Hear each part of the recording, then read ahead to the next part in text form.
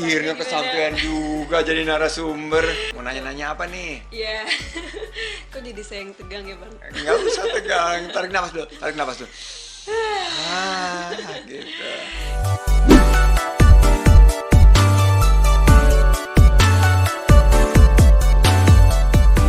Ini Bang, mulai kapan sih nih Bang Sandi kepikiran buat bikin podcast Ruang Sandi ini? Sebetulnya dekat-dekat pandemi, kira-kira bulan Maret gitu, kita nggak bisa kemana-mana.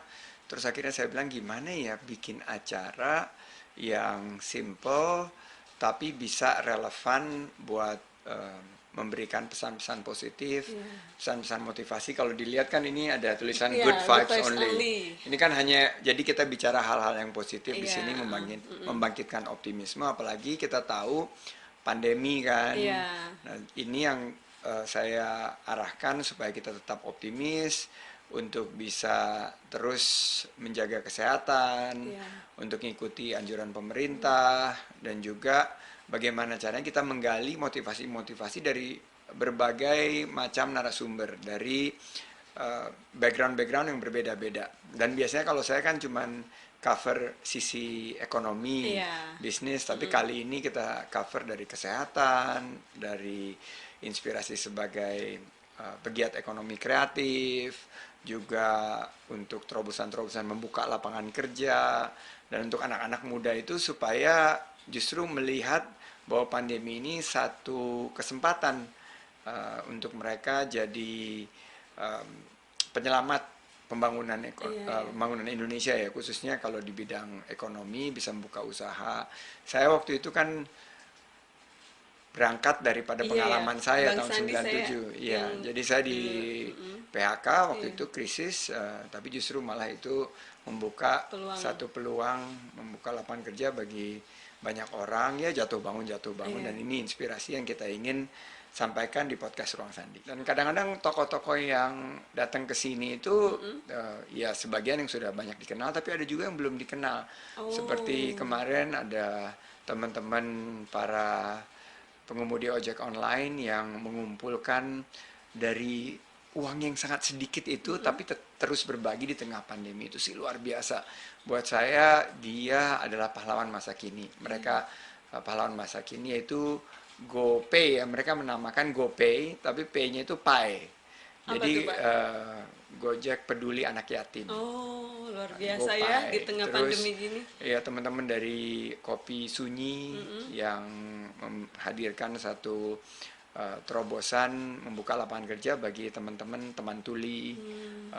Terus ada banyak banget deh. Pokoknya saya berharap saya aja terinspirasi sekali dalam setiap narasumber yang datang, saya mendapatkan motivasi yang luar biasa.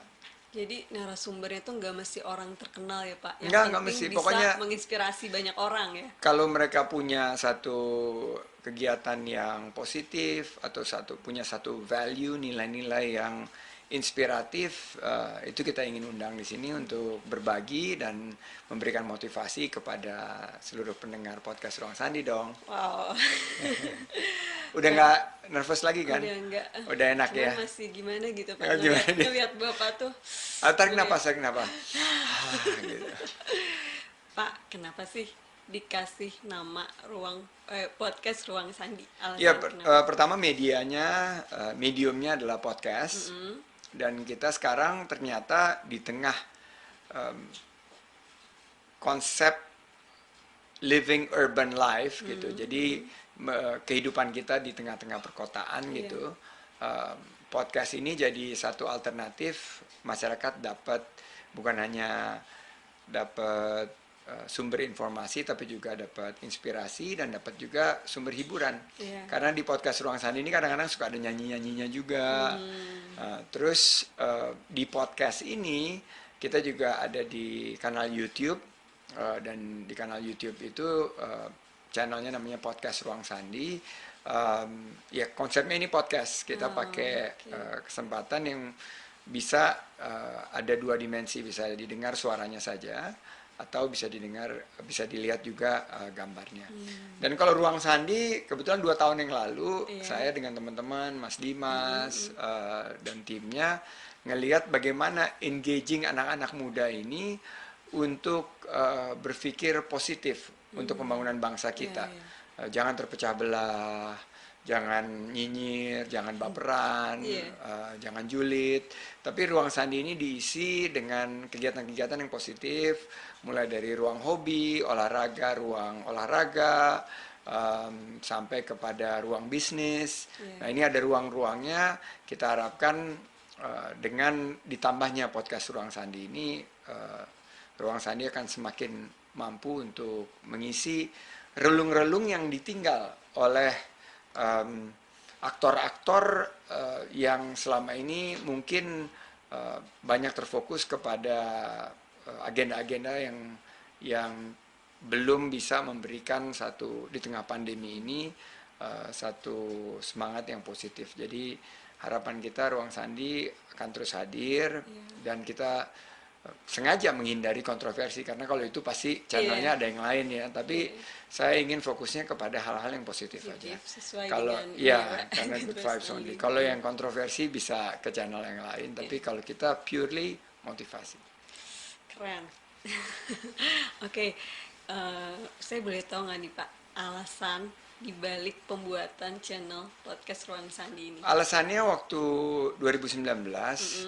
Kebetulan kira-kira bulan Juni gitu, saya ngelihat gimana ya caranya saya terus bisa berada di tengah-tengah teman-teman anak-anak muda yang perlu kita berikan satu semangat, karena kan 50-55% populasi kita isinya anak-anak muda di bawah usia 35 tahun. Nah, ternyata medium yang mereka sangat familiar dan selalu pakai adalah podcast dan YouTube. Jadi oleh karena itu saya bilang bahwa kalau saya mau bisa berbicara sama mereka, saya bisa tetap relevan dengan apa yang menjadi satu ketertarikan mereka dan bisa juga memberikan satu semangat, motivasi, inspirasi, dan tetap tampil secara otentik ya, nggak dibuat-buat.